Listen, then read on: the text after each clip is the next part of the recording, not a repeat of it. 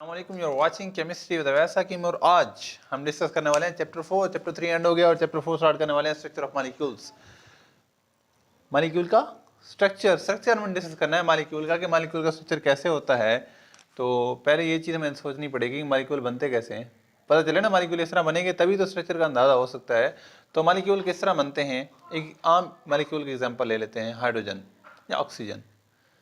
Oxygen molecule कैसे बना है, O2 मॉलिक्यूल कैसे बना है। सिंपल सी बात है, ऑक्सीजन दूसरी ऑक्सीजन के साथ, एक ऑक्सीजन एटम दूसरे ऑक्सीजन एटम के साथ एक बॉन्ड बना के इकट्ठे मिलकर रहते हैं और एक, तो इससे क्या बन जाता है जी, मॉलिक्यूल बन जाता है। ठीक है, अब यहाँ से फिर सवाल पैदा होने लगते हैं कि वो बॉन्ड क्यों बनाते हैं। बॉन्ड इसलिए बनाते हैं ताकि वो स्टेबल हो जाएं। तो यहाँ से ये सवाल पैदा हुआ, स्ट्रक्चर ऑफ मॉलिक्यूल स्टडी करने से पहले हम स्ट्रक्चर की बात करेंगे, स्ट्रक्चर कैसा होता है, तो मॉलिक्यूल बनता कैसे है, पहले ये चीज़ डिस्कस कर लेते हैं। तो मॉलिक्यूल कैसे बनता है, मॉलिक्यूल्स एटम के रिएक्ट करने से बनता है, एटम रिएक्ट करते हैं और मॉलिक्यूल बनता है। तो एटम रिएक्ट क्यों करते हैं, एक क्वेश्चन यहाँ से अराइज हो गया जी, why do atoms form chemical bond या why do atoms react, atom react क्यों करते हैं। तो इसका एक सिंपल सा आंसर है, to become stable, to become stable. Atom react करते हैं स्टेबल होने के लिए।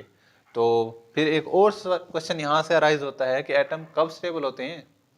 अच्छा जी, ये एक पॉइंटर है, ये स्टेबल से अनस्टेबल हो गया। तो अगर आपको कोई पूछे कि खड़ा हुआ पॉइंटर कब स्टेबल होगा, जब इस फॉर्म में आ जाएगा।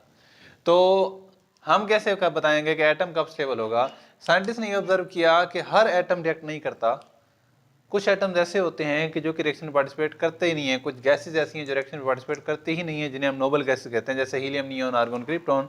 तो साइंटिस्ट ने कहा इनमें क्या चीज़ ऐसी है, इनके स्ट्रक्चर के अंदर क्या चीज़ ऐसी है जो कि इनको रिएक्ट नहीं करने देती, जो इनको इनर्ट बनाती है, लीस्ट रिएक्टिव बनाती है। तो ऑब्जर्व किया गया तो उन्होंने इस नतीजे पर पहुंचे कि अगर हीलियम को देखें तो इसमें है ही एक शेल और उस एक शेल में 2 इलेक्ट्रॉन पूरे हैं। तो एक रूल बन गया जिसे बोलते हैं डुप्लेट रूल। डुप्लेट रूल ने क्या कहा कि पहले शेल में 2 इलेक्ट्रॉन हो, एटम स्टेबल होगा, रिएक्ट नहीं करेगा। उसके बाद उन्होंने ऑब्जर्व किया नियॉन को, तो नियॉन में 2 शेल थे, पहले शेल में 2 इलेक्ट्रॉन, अगले शेल में 8 इलेक्ट्रॉन। तो उन्होंने ये यहाँ से मतलब नतीजा अखज़ किया कि if an atom has 8 electron in its valence shell it will not react. तो 8 इलेक्ट्रॉन वैलेंस शेल में एक रूल बन गया जिसे बोलते हैं ऑक्टेट रूल। तो 2 रूल्स हमें बताते हैं कि एटम्स क्यों रिएक्ट करते हैं, एटम स्टेबल होने के लिए रिएक्ट करते हैं। एटम स्टेबल कब होते हैं, तो 2 रूल्स हमें पता चलता है जी। Duplet rule tells us when atom will become stable and also octet rules tell us when atom become stable. या दूसरे लफ्ज़ों में एटम रिएक्ट इसलिए करते हैं ताकि वो नियरेस्ट नोबल गैस की इलेक्ट्रॉनिक कन्फिगरेशन गेन कर सकें। मुश्किल लफ्ज़ लिख दिया, मुश्किल बात कह दी, चलें इसको आसान कर लेते हैं। हम इलेक्ट्रॉनिक कन्फिगरेशन लिख लेते हैं जी नियॉन की। तो नियॉन की इलेक्ट्रॉनिक कन्फिगरेशन है जी 1s2 2s2 2p6। हम इलेक्ट्रॉनिक कन्फिगरेशन लिख लेते हैं सोडियम की, जो कि है 1s2 2s2 2p6 and 3s1।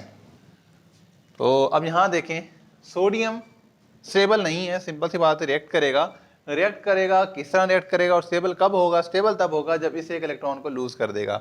जब इस एक इलेक्ट्रॉन को लूज कर देगा तो अब ये अपनी नियरेस्ट नोबल गैस यानी कि नियॉन की इलेक्ट्रॉनिक कन्फिगरेशन गेन कर लेगा, तब ये स्टेबल हो जाएगा। सिंपल बात समझ आ गई। हाइड्रोजन का केस, हीलियम के सूरत में क्या हो जाएगा, हीलियम के इलेक्ट्रॉनिक कन्फिगरेशन गेन करके स्टेबल हो जाएगा, कौन, हाइड्रोजन। ठीक है, ये बात क्लियर होगी। एटम रिएक्ट क्यों करते हैं, ताकि वो स्टेबल हो जाए। स्टेबल कब होंगे, जब वो नियरेस्ट नोबल गैस की इलेक्ट्रॉनिक कन्फिगरेशन गेन कर लेंगे, क्योंकि नोबल गैसेस तो क्या होती हैं, स्टेबल होती हैं। ठीक हो गया। अच्छा जी, अब हम बात करते हैं कि क्या सारे एटम इलेक्ट्रॉन लूज करके स्टेबल होते हैं, जैसे सोडियम इलेक्ट्रॉन लूज करके स्टेबल हुआ, कोई ऐसा भी है जो इलेक्ट्रॉन गेन करके स्टेबल होगा। तो साइंटिस्ट ने कहा भी हाँ, क्लोरीन को देखो जरा, क्लोरीन क्या करता है। तो क्लोरीन को जब ऑब्जर्व किया गया तो क्लोरीन के इलेक्ट्रॉनिक कन्फिगरेशन न्यू बनती है 1s2 2s2 2p6 3s2 3p5। तो वैलेंस शेल में इसको 1 इलेक्ट्रॉन की कमी है, 17 इलेक्ट्रॉन्स हैं। तो वैलेंस शेल में 1 इलेक्ट्रॉन नहीं है, 7 इलेक्ट्रॉन है। 8 इलेक्ट्रॉन पूरे हो गए, स्टेबल हो जाएगा। तो 1 इलेक्ट्रॉन ये गेन कर लेता है और 1 इलेक्ट्रॉन गेन करने से ये क्या हो जाता है, 3p6। जब ये 3p6 हो जाता है तो ये स्टेबल हो जाता है और इलेक्ट्रॉनिक कन्फिगरेशन गेन कर लेता है किसकी, नियरेस्ट नोबल गैस आर्गोन की।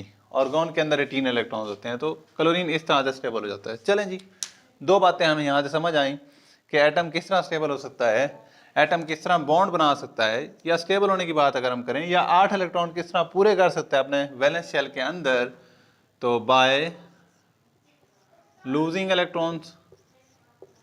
एग्जाम्पल मैंने दे दिया आपको, सोडियम, मैग्नीशियम, एल्यूमिनियम, इसके अलावा beryllium, lithium, potassium, calcium, barium, स्ट्रांशियम, ये वो हैं जो इलेक्ट्रॉन लूज करके क्या हो जाएंगे, स्टेबल हो जाएंगे, और ये मेटल्स हैं। These are metals. Metals electron lose करने की कैपेबिलिटी रखते हैं। ओके, दूसरा क्या स्टेप है जी, किस तरह स्टेबल हो सकते हैं, बाय गेनिंग इलेक्ट्रॉन्स।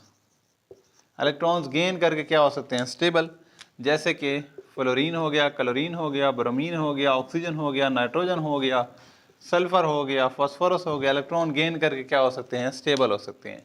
ठीक हो गया। अब कुछ ऐसे भी हैं कि जिनको इलेक्ट्रॉन देगा भी कोई नहीं और वो लूज भी नहीं करते। कार्बन की बात कर लेते हैं, नाइट्रोजन भी कुछ केसेस में ऐसे ही होगा, नाइट्रोजन गेन भी करता है, लेकिन एक ऐसी सिचुएशन भी आती है कि इसको देने वाला कोई नहीं होता, तब ये एक और काम करता है, वो हम देखते हैं क्या करता है, या कार्बन क्या करता है, या सल्फर क्या करता है, या एक non metals, these are non metal, एक नॉन मेटल को दूसरी नॉन मेटल मिल जाए तो तब वो क्या बॉन्ड बनाएंगे या नहीं बनाएंगे, तो हम इस चीज़ को डिस्कस करेंगे यहाँ पे।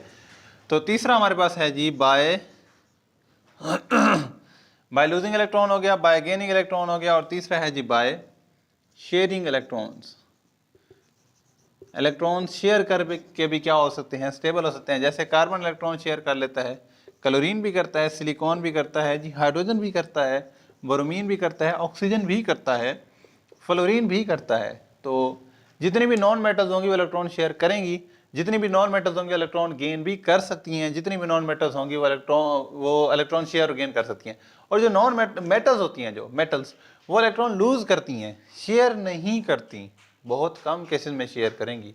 मैक्सिमम उनकी टेंडेंसी क्या होती है, इलेक्ट्रॉन लूज करने की, और एक्सेप्ट तो करती ही नहीं है, सिंपल सी बात हो गई। तो these are also non metals. Okay जी, हमने ये देखा कि एटम स्टेबल होने के लिए रिएक्ट करता है। एटम रिएक्ट करता है तो मॉलिक्यूल बनता है, रिएक्ट करेगा स्टेबल होगा। स्टेबल कब होगा, जब नियरेस्ट नोबल गैस की इलेक्ट्रॉनिक कन्फिग्रेशन गेन कर ले। कैसे गेन कर सकता है, इलेक्ट्रॉन लूज करके, इलेक्ट्रॉन गेन करके, इलेक्ट्रॉन शेयर करके। अब एक एटम, आई मैन एटम, मैं कौन सा एटम, सिलीनियम का एटम या क्रोमियम का एटम। एक इलेक्ट्रॉन अगर मैं लूज कर देता हूँ, 2 या 3 इलेक्ट्रॉन मैं लूज कर देता हूँ, तो कोई ना कोई तो उसको गेन करेगा ना।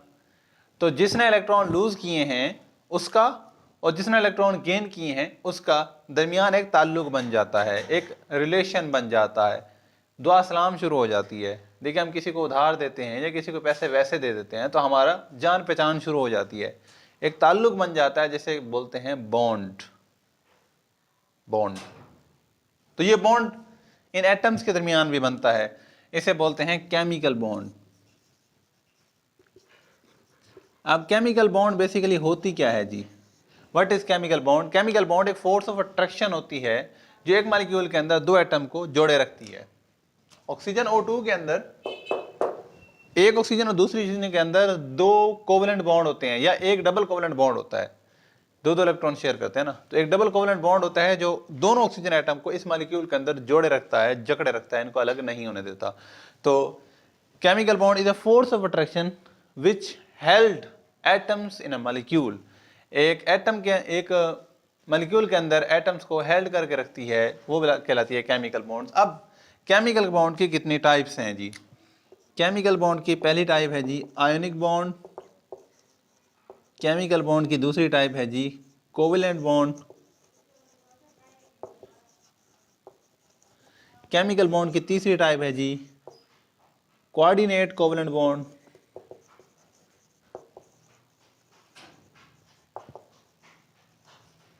और केमिकल बॉन्ड की चौथी टाइप है जी metallic bond.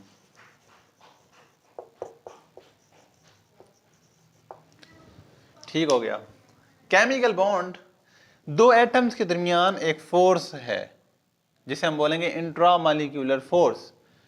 Chemical bond is an intramolecular force of attraction which held two or more atoms in molecules, एक मॉलिक्यूल के अंदर एक ज्यादा, दो या दो ज्यादा एटम्स को जोड़े रखती है, वो क्या कहलाती है? Chemical bond. चार तरह के होते हैं, ionic, covalent, coordinate covalent and metallic bond, जिसकी डिटेल हम नेक्स्ट वीडियो में देखेंगे।